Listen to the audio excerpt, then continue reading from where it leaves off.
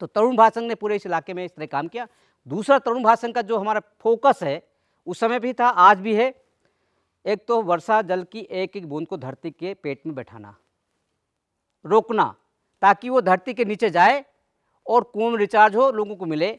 और बेसिक सभी चिंता करते हैं इंसान की। तरुण भारत संघ तब भी चिंता और आज भी कर रहा है कि जिस इलाके में बैठे, पेरीफेरी इलाका है, सरिस्का नेशनल पार्क है, टाइगर प्रोजेक्ट है, इसके किनारे हम बैठे हैं और इसके आसपास ही काम ज़्यादा शुरू किया था। तो हम मानते हैं कि इस जंगल के हर एक पक्षी को, हर एक जानवर को, हर एक पेड़ को, हर एक कीड़े मकोड़े को, सबको पानी मिले। वो कैसे पानी मिलेगा? बोतल में नहीं मिलेगा, कोई हैंडपम्प लगाएंगे उससे नहीं मिलेगा, टूटी लगा के नहीं मिलेगा, वो जोहड़ बनाएंगे या नदी में पानी रहेगा तभी उनको सबको मिलेगा। इंसान तो कहीं भी ले सकता है। ये बेसिक फ़र्क है हमारे काम में। हम केवल इंसान के लिए नहीं सोचते हैं। तो इसीलिए उस काम में एक एक कड़ी जोड़ना, क्योंकि वो जिंदा रहेंगे तभी हमारी हरियाली अच्छी रहेगी और हम खुशहाल रहेंगे।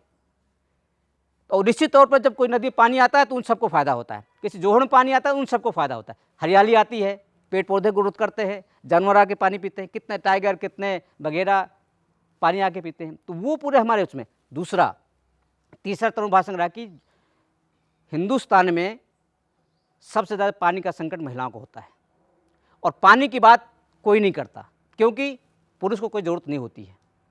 क्यों नहीं होती है? क्योंकि उनको खाना बनाना है तो उनको पानी लाना है, घर में पानी पिलाने के लिए तो उनको पानी लाना है। ये सिस्टम था यहाँ का, अभी चेंज हो रहा है थोड़ा सा, लेकिन वो सब चीज़ें महिलाओं को करना है। भैंस को पानी पिलाना, महिलाओं को लाना, तो उनकी ज़िंदगी में स्कूल और उनके बच्चों को पढ़ने का समय नहीं मिलता था। अब जब पास में पानी हो गया है तो जाके मोटर भी लगा सकते हैं, जाके ला सकता है, पुरुष भी ला सकता है। उनकी लड़कियों को स्कूल में जाने का टाइम मिला और महिलाओं को अपने ज़िंदगी में लड़कियों को पढ़ाने के लिए उनके साथ बात करने का टाइम मिला। तो वो जो हम सोचे नहीं थे कि ये भी होगा, लेकिन बाद में जब हमारे काम में इम्पैक्ट आया तो ये दिख गया कि भाई वास्तव में सबसे ज़्यादा महिलाओं को फ़ायदा हुआ। हालांकि हम ऐसा सोच के नहीं काम किया, उस समय किया, हमने तो सबके लिए किया, लेकिन डिफाइन नहीं किया था। लेकिन आज के उसमें हम कह सकते हैं कि सबसे ज़्यादा महिलाओं को फ़ायदा हुआ। लड़कियाँ 100% स्कूल में जा रही हैं गाँव में, एक भी लड़की नहीं, क्योंकि वो पानी के उससे, क्योंकि पूरा दिन पानी काम में उनका होता था, पशु काफ़ी थे, उनको पानी पिलाने में लगता था। तो इस तरह से पूरे हमारे जो काम में हुआ है, और अभी तब भी और आज भी हमारे काम की कार्यशैली में बदलाव नहीं हुआ है। हम ट्रेडिशनल उसी तरीके से काम करते हैं।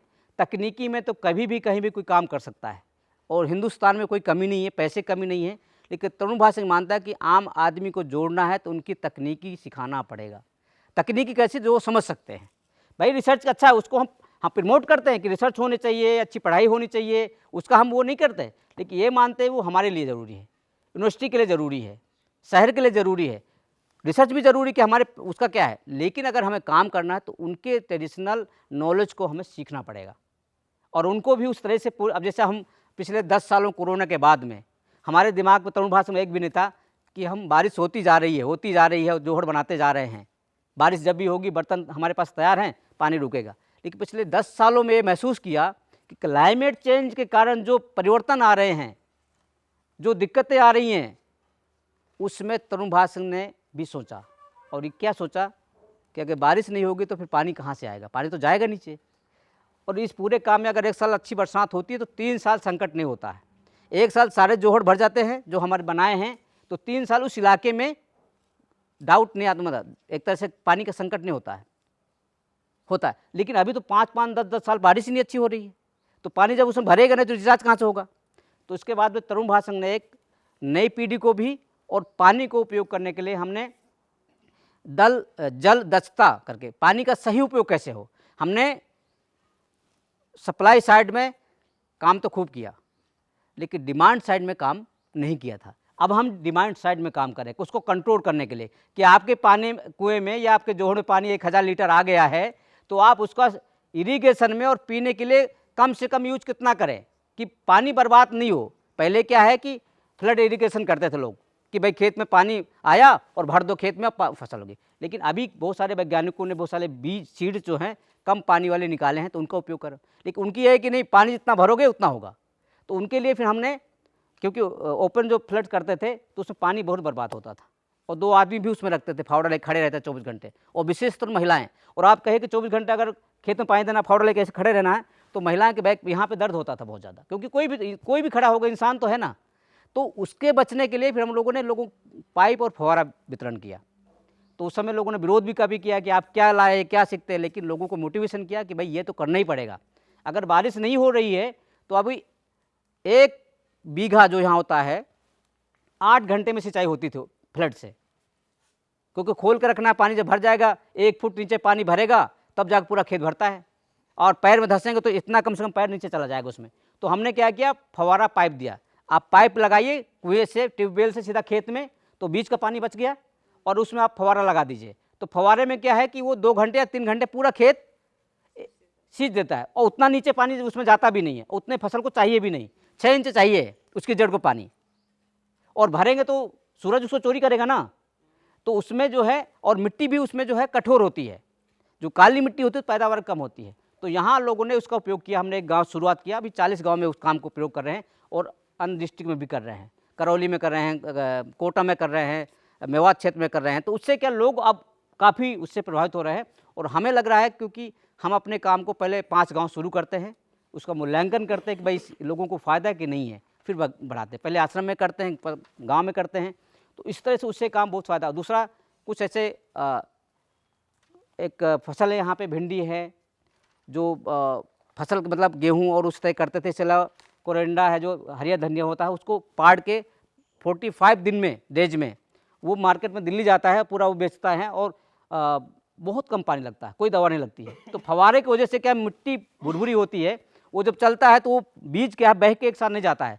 वो बीज उसका हल्का होता है। तो पहले क्या, जैसे छींट दिया और नाले ब्रेड वो जो है ओपन पानी देते थे, तो पानी जब प्रेशर जाता था बीज एक कोने पर हो जाता है ना, एक साइड, तो वो आधा उगता था, आधा सड़ता था। तो फव्वारा से क्या कि जहाँ पे बीज पड़ा है वहीं पे पानी पड़ता है, उग जाता है, और इतना बढ़िया उगता है कि पानी भी कम लगता है और वो बढ़िया फसल भी होती है। तो अभी किसानों की इनकम उससे कैश क्रॉप ऐसे कह सकते हैं उसको, 1 लाख 2 लाख, वो मार्केट के रेट पर निर्भर करता है कि अगर रेट अच्छा मिल गया।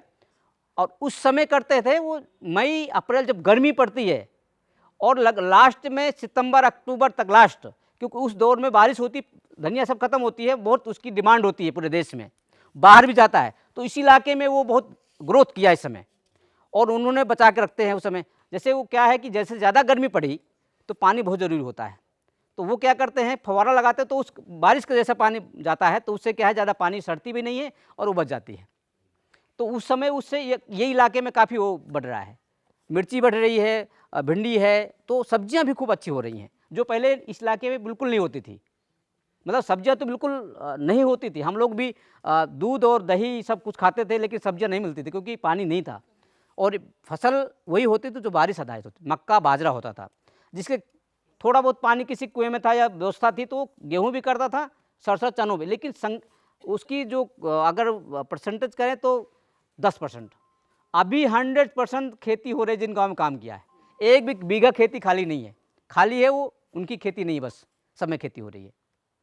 तो ये तरुण भारत संघ के कामों में परिवर्तन हुआ है, और लगातार अभी जल पूरे देश में पूरे देश में नदियों को बचाने के लिए काम कर रहे हैं। गंगा को, यमुना को, चाहते हैं कि यहाँ नदियाँ पुनर्जीवित हो सकती हैं, तो बाहर क्यों नहीं, वो तो निर्मल बहनी चाहिए। अगर नदियाँ नहीं तो हमारा समाज जिंदा ही नहीं रहेगा। तो उसके लिए पूरे लगभग 10 सालों से पूरे हिंदुस्तान में और बाहर भी लोगों को जागरूक करने के लिए काम कर रहे हैं कि जंगल और नदियाँ हमारे इस धरती को बचाने के लिए सोचा। और क्लाइमेट चेंज को अगर हमें उसका प्रभाव रोकना है तो पानी और जंगल का काम तो करना ही पड़ेगा। तो वो सारा उसका इस इलाके में उसका प्रभाव है कि थोड़ी बरसात होती तभी हरियाली आती है। अगर ये सब नहीं होता तो शायद हरियाली नहीं रहे और वो ग्रोथ नहीं हो।